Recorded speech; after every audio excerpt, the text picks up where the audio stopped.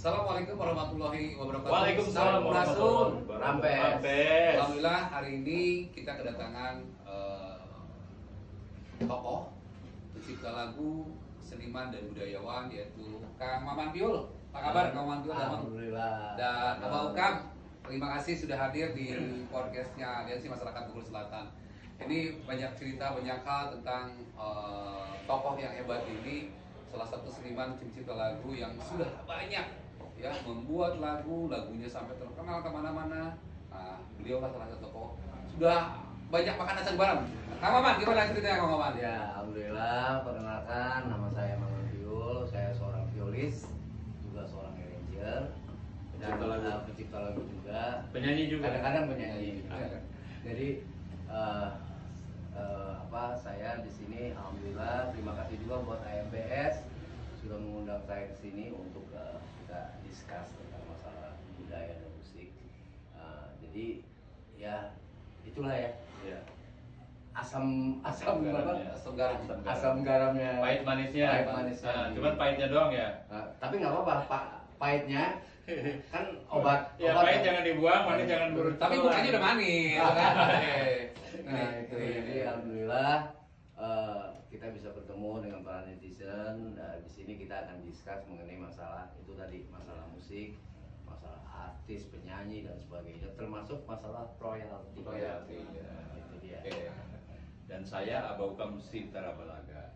Marganya apa Sitara Balaga? Balaga. Ya, Sombong ya.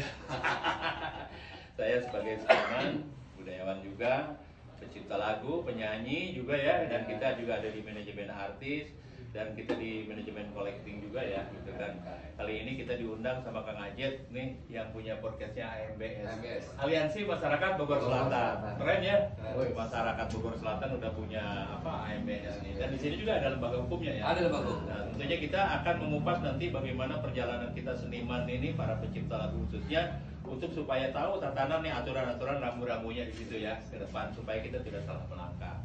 Mudah-mudahan kita bisa bersinergi semuanya. Ini kan mengenai tengah cerita nih Kang Mama sama Ukam sudah lebih dari 50 tahun di dunia pencipta lagu, seniman dan budayawan.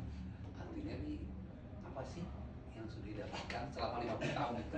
Ya, yang didapatkan itu adalah seniman itu sebenarnya hanya satu kepuasan batin, terutama kepuasan batin, bahwa karya kita bisa dinyanyikan oleh teman-teman yang penyanyi dan sebagainya. Terus keduanya lagi juga bahwa kita ini bagaimana mengekspresikan syair-syair kita untuk mengedukasi juga masyarakat, ya kan? Makanya itu dari dulu saya membuat lagu-lagu itu selalu tentang sosial. Dan kebetulan kita gabung dengan Iwan Fals di album Lancar 1987. Nah itu jadi banyaklah lagu-lagu kita tentang nelayan, tentang kehidupan di kota dan sebagainya. Jadi tetap bahwa kita ini bagaimana caranya mengekspresikan syair kita, lagu kita, bagaimana caranya orang itu bisa menikmati dan juga bisa meresapi apa sih tujuannya gitu kan. Nah itu ada edukasinya juga semacam itu. Nah terus susah payahnya kita saya sempat kemarin bikin acara 50 dekade. Jadi ada salah satu promotor yang ayo bikin 50 dekade, kamu udah 50 tahun nih berkarya. Karena saya dari umur 15 tahun saya udah main di hotel-hotel di mana-mana gitu kan. Nah, makanya itu dari situ baru bergabung dengan di bawah asosiasi Om Ireng waktu itu. Om Ireng Maulana ya. Salah satu tokoh jazz Indonesia. Nah, akhirnya ya itu tadi gabung dengan ini. Terus satu lagi saya sempat membantu juga Padi ya. Padi. Lagu apa itu waktu itu saya main biola di album Mahadewi. Mahadewi itu yang jadi olehnya beliau ya. Jadi pertama kali Piu Padi itu grup Padi itu datang ke membuat album di Jakarta. Itu judul albumnya Lain Dunia kalau nggak salah. Nah itu ya berkontribusi lah ke mereka ini, sehingga itulah kepuasan yang kita dapat. Walaupun ekonominya kita masih berbicara nih. Betul. Ya itu kan artinya sebuah perjuangan ya Kang Man. Ya kembali lagi tadi seniman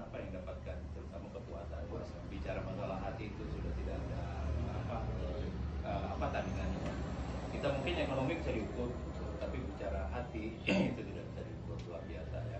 Bicara masalah perjalanan Kang Maman yang udah 50 tahun berkarya, bahkan beliau pun sempat melanglang buana di negara tetangga kita pada saat itu ya, tahun-tahun 80-an gitu ya.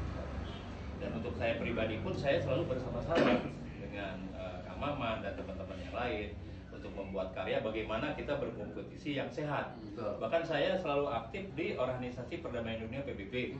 Kita mengkampanyekan tentang perdamaian. Saya pernah membuat satu buah lagu soundtrack film ya, judulnya One Love. Lagu itu sebenarnya dibikin buat soundtrack film, tapi setelah di Amerika itu diikuti oleh 47 negara, itu lagu itu difestivalkan. Alhamdulillah, katanya gitu, lagu itu dari 47 itu masuk 20 besar. Katanya lagi lagu itu dari 20 besar masuk 10 sampai masuk juara ke-1.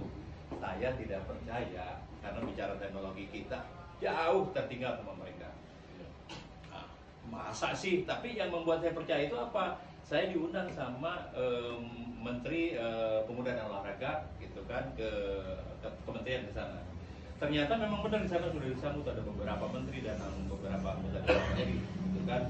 Ya, pada saat itu menterinya lagi zamannya Ibu Siti Nurbaya untuk Menteri KLA, tapi Menteri Pemuda dan Olahraganya Pak Imam Nahrawi gitu. Ada beberapa menteri. Nah setelah itu benar kali ya saya diberikan satu sertifikat, diberikan satu hadiah uang lah gitu kan. Saya perasaan ini benar apa enggak? Pokoknya memang benar kata Pak Menteri, ini benar kamu berkaya. Setelah itu kita dapat proyekan dari Menteri KLH, Ibu Siti Nurbaya suruh bikin lagu Bumiku. Kita bikin aja mengalir dengan hati kan. Tahu-taunya lagu itu diputar di acara PBB tentang lingkungan hidup di Maroko gitu kan. Nah itu sebenarnya ya memang itu satu kebanggaan secara pribadi, tapi saya tidak mau sombong hal itu kan. Artinya apa? Kita bisa berkarya itu atas anugerah Tuhan. Kita bisa berbuat sesuatu atas anugerah Tuhan. Terus kita gini Kang Ajit, berbicara kita seniman. Seniman tuh banyak namanya yang setinggi langit. Kata orang Padang, piti dado. Namanya udah tinggi langit tuh, bicara masalah uang gitu. Padahal kita tuh yang paling besar memberikan kontribusi untuk negara ini ya. Gitu. Contohnya di Badan Lembaga Manajemen Kolektif itu LMK. Kalau lihat gaji office boy itu UMR, tapi gaji pencipta lagu per tahun itu ada yang menerima 400, 800. Jauh. Ini kan bahasa seperti ini kan. Pencipta lagu itu kan punya apa namanya?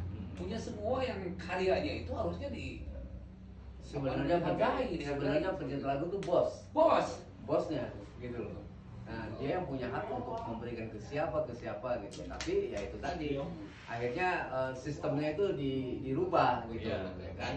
Nah, jadi kita sama sekali kadang-kala tuh miris sekali gitu loh. Kita tidak punya apa-apa. Nah, menyambung tadi, alhamdulillah saya juga kemudian minta doanya juga mungkin Januari saya pergi ke Portugal. Wah, alhamdulillah. Jadi kebetulan saya diundang di acara Asian Music Festival di Portugal. Nah, saya main biola tuh. Nah, saya akan membawakan lagu daerah. Nah, makanya itu saya juga lagu daerah. Ini siapa yang ini ciptaan siapa ya? Ini ciptaan siapa? Saya juga akan melaporkan itu. Bahwa kita akan bawakan di daerah sana. Karena itu kan acara performing right ya. Nah, itu acara performing. Siapa nih? Oh, lagu ini ciptaan Abah Ukam. Nah, berarti saya mau nggak mau nanti ada sistemnya harus dibawa. Ada sistem yang mungkin nanti akan mengalir ke. Iya. Ini kan selama ini ada aturan yang dibuat dinas. Oh, seperti ini. Ini antara penyanyi dan pencipta lagunya ada bagi hasil yang jelas. Nah, kalau selama ini sebenarnya undang-undang itu sudah diciptakan 2014, Undang-Undang nomor 28 ya, tentang hak cipta. Itu sebenarnya ada gitu loh. Bagian-bagiannya udah ada. Cuman kok dikiranya masih abu-abu. Masih belum apa ya? Nah ini sekarang kan ini lagi rame nih ya, keluhan-keluhan para pencipta lagu ini karena kita udah jelas ada wadahnya untuk royalti itu LMK. Gitu, ada LMK WAMI, ada RAI, ada KCI, ada PAPRI, ada PELARI, ada SRI dan lain sebagainya, banyak, kurang lebih ada 12 LMK. Nah sekarang karena ini hasil cuannya cukup lumayan besar, akhirnya pemerintah mau ambil alih ini. Gitu, ambil alih ini. Nah, kita sih no problem sebenarnya ya. Tetapi dari ambil alih ini otomatis hak kita pun mau diambil gitu persentasenya. Bahkan kalau kita lihat dengan hasil kemarin, maaf ya, lebih gaji kita pencipta lagu setahun 2 juta, mereka 1 bulan bisa dapat ratusan, bisa dapat miliaran. Itu udah ibarat pohon karet yang kita ini kan gambarkan gitu, disadap terus getahnya diambil. Padahal kita sebagai pencipta lagu, sebagai musisi itu sangat berperan memberikan kontribusi untuk negara, tapi tolonglah negara juga perhatikan kami gitu. Mudah-mudahan dengan podcast di AMBS ini ya ada yang terdengar sampai ke sana. Ini kita lagi keadaan koma gitu. Keadaan koma nanti para pencipta lagu ini. Nah, kita kemarin udah beberapa kali kumpul ya. Ada di tempatnya Mas Dadang Kusmanap, itu kakaknya Ahmad Dhani di Bogor, ada juga di tempatnya Cherry, ada di tempatnya si siapa Rodi Gado ya. Kita lagi memperbincangkan ini masalah ini. Tetapi apapun terjadi, semoga Allah Subhanahu Wa Taala tetap bersama kita. Amin. Berarti kan sebutnya aturannya sudah ada ya. Sudah ada. Aturannya sudah ada, tapi memang aturan itu dijalankan tentunya. Iya. Sehingga pencipta lagu ini berasa artinya ditinggalkan kalau ditinggalkan. Ini harapannya nih buat pemerintah. Kalau saya harapan buat pemerintah, yang terpenting itu bagaimana caranya hak royalti kita terpenuhi. Satu itu. Kedua, juga ada satu istilah, bangsa yang besar itu adalah bangsa yang menghargai para pahlawannya. Sejarahnya dilihat, kronologinya apa. Seorang artis akan naik bila mana ada lagu, ada pemusik, ada produser dan sebagainya, operatornya, studionya. Nah, itu coba tolong platform-platform yang sekarang lagi banyak ya, seperti banyak lah, ada platform musik. Nah, itu bahkan stasiun TV, bahkan penyiar radio mungkin. Ya, hari ini kita akan bawa sebuah lagu berjudul A, ciptaan Abah Ukam. Nah, itu harus diinikan satu. Dan satu lagi yang kita paling sedihkan tuh adalah kesenian lokal. Nah, kesenian lokal. Nah, saya sempat bicara juga ke Abah Ukam, bagaimana caranya kesenian lokal itu diikut sertakan, contohnya di hotel-hotel. Ada di kabupaten, ada di Kota Madia atau di ibu kota, itu di mana? Paling tidak hari Sabtu datang itu di lobi itu ada kecapi suling kalau di Sunda atau apa gitu. Nah, itu dikaryakan. Betul. Jangan hanya sambutan selamat datang. Ya, sambutan selamat datang, welcome music ya kan. Dengan wah ini suasana enak ya, tamu turis enak banget nih. Ada kecapi suling etnisnya. Nah, itu saya pengen banget itu bagaimana caranya pemerintah, kalau kita bicara Bogor, Kota Madia Bogor, Kabupaten Bogor, ayo kita sama-sama melestarikan ini dan mengkaryakan mereka para seniman-seniman lokal. Iya. Dan jangan salah gitu. Kita dari seniman dan budayawan ini, kita ini negeri kita ini kaya akan budaya. Betul. Gitu. Kalau bicara luar negeri tidak suka dengan musik-musik pop Indonesia, rock Indonesia, no problem itu, dia bilang mundur 10 langkah ke belakang. Iya. Tapi yang mereka sukai, yang mereka cintai, yang mereka dengarkan itu adalah etnis Indonesia. Iya. Contohnya apa? Lagu Marwona, Domba Kuring, ada lagu Jawa, ada lagu Bali, Aceh, gitu. Itu sebenarnya yang luar biasa dari kita nih. Harapan kita ke pemerintah, tolonglah ada satu aturan memang yang harus benar-benar diterapkan. Itu aturan itu 2x24, jangan istilahnya kayak karet gitu kan, nggak jelas gitu kan. Kalau kita melihat ini seniman budayawan ini aset di negeri kita ini, makanya tolonglah buat pemerintah perhatikan kami gitu kan. Mau buat apa sih hal-hal yang baik, oke, kita bisa buat, benar nggak gitu. Karena antara seni budaya itu sebenarnya di negeri ini paling berperan gitu kan, bukan hanya politik sosial dan lain-lainnya saja, tapi seni budaya pun paling berperan. Betul nggak Ngajar? Betul. Ini kan sudah banyak cerita manis, pahit, kebanyakan pahitnya ya. Pahitnya. Ini pahit. Kalau minum kopi pahit sehat, Sehat. Tapi kalau mendengarkan musik, pencipta lagunya jangan sampai bikin Aduh, pahit kan banyak. gitu. Aduh. Jadi ini jauh. Jadi perbedaannya sangat jauh ketika artis yang dikaryakan, dikasih lagu oleh pencipta lagu, artisnya sih naik. Iya. Dia dapat panggilan dapat baik mana-mana dengan tapi tiket pencipta lagunya Dan jangan salah yang dibahas Kang Maman tadi, tolong hargailah. Kalau film itu semua sampai ke office boy, supir dan itu ada namanya di situ. Itu menyangkut hak moral. Di lagu itu banyak kan sekarang untuk era digital sekarang ya. Kalau beda dengan dulu, dengan era masih analog. Kalau sekarang apa yang ditulis itu judul lagu penyanyi. pencipta kadang-kadang ditulis. Iya. Nah, kalau kita pengen lah semua studionya, sound engineeringnya, pemain musik yang terlibat di situ. Karena musik ini satu kesatuan, tim yang tidak bisa dipisahkan. Iya. Kalau dengar dua jadinya enak ya, tapi perjuangannya siapa aja yang berjuang Padahal di itu? belakangnya ada siapa? Nah itu orang, jadi selalu kalau namanya pencipta lagu, musisi itu main di belakang layar gitu kan. Intinya mungkin itu ya, dan untuk para pencipta lagu khususnya kita belajar bicara masalah hukum. Betul. Karena di sini ada aturan. Kalau kita melempar lagu ke salah satu label A, itu harus tahu aturannya seperti apa. Ending-endingnya itu menyangkut masalah hukum. Kalau kita diperlakukan tidak baik, kita bisa melalui hukum. Salah satunya di sini kita udah punya LPH, AMPS, Ini teman-teman netizen, ini kan kita bicara banyak nih tentang musik, tentang karya yang sudah dibuat, ternyata karya itu hanya dinikmati oleh kalangan tertentu hasilnya ya. Tapi kalau misalkan liriknya enak, artisnya terkenal, Iya.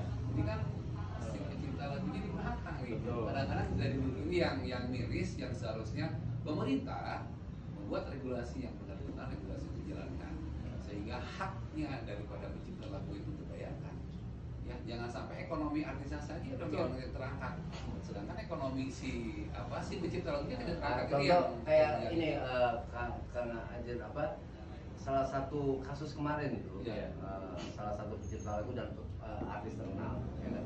Nah itu sebenarnya kan si seniman itu sebenarnya si pencipta lagu itu cuma bilang ya udah deh sekali perform aku minta sekian ya kan? Ya kan? Nah tapi ternyata tidak ada respon dari si artis tersebut ya kan, tidak ada respon sehingga naiklah ke pengadilan niaga ya kan, akhirnya jadi semacam itu. Nah coba kalau ada itikat baik dalam arti kata gitu kan, jangan sampailah kita masuk ke ranah hukum dengan musyawarah, itu bisa Karena mereka dilakukan. berpikir kayak penyanyi, maaf ya, kita sih tidak benci dengan penyanyi tidak. Kayak penyanyi bisa terangkat tuh karena siapa di belakangnya. Ada pencipta lagu, ada musisi, ada sound engineering gitu kan, ada para player itu bisa terangkat gitu. Tetap lagu itu adalah hak kekayaan intelektual. Betul.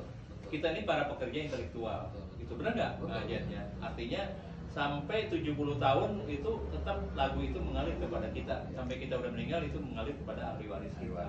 Ini luar biasa nih teman-teman netizen, luar biasa. Ini terakhir nih sebelum Ya. kita tutup, Balkam dan Kang Maman Jul terkait harapannya ke depan kepada pemerintah agar si pencipta lagu ini memang dihargai dan dihormati serta ekonomi terangkat. Harapan saya terutama buat para pejabat yang terkait Iya.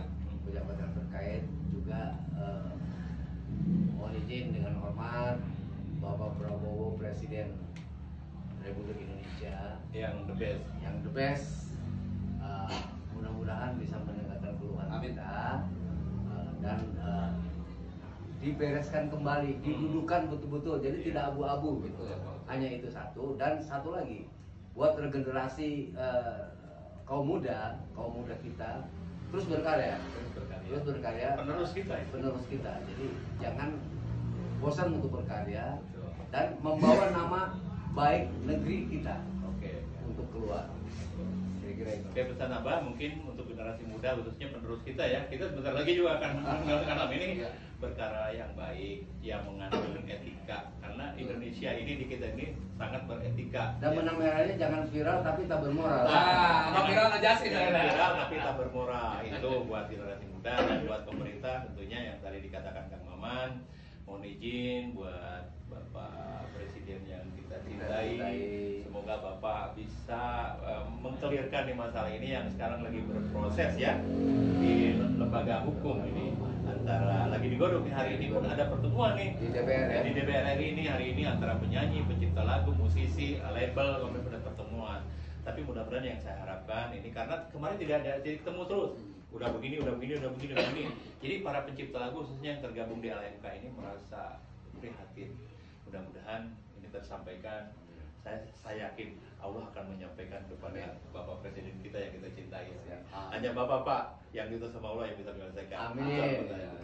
Demikian teman-teman netizen, ini luar biasa perbincangan, sedikit waktu tapi memang maknanya banyak. Jadi harapannya selain artis yang membawakan lagu dari hasil karya pencipta lagu, semua sama-sama dihargai dan timbullah satu Amin. solusi agar semua bisa merasakan ekonominya. Ya. Ya, bersama saya Aliansi Masyarakat Bogor Selatan. Sampai jumpa di kemudian hari. Assalamualaikum warahmatullahi wabarakatuh. Waalaikumsalam. Sampurasun. Rampe.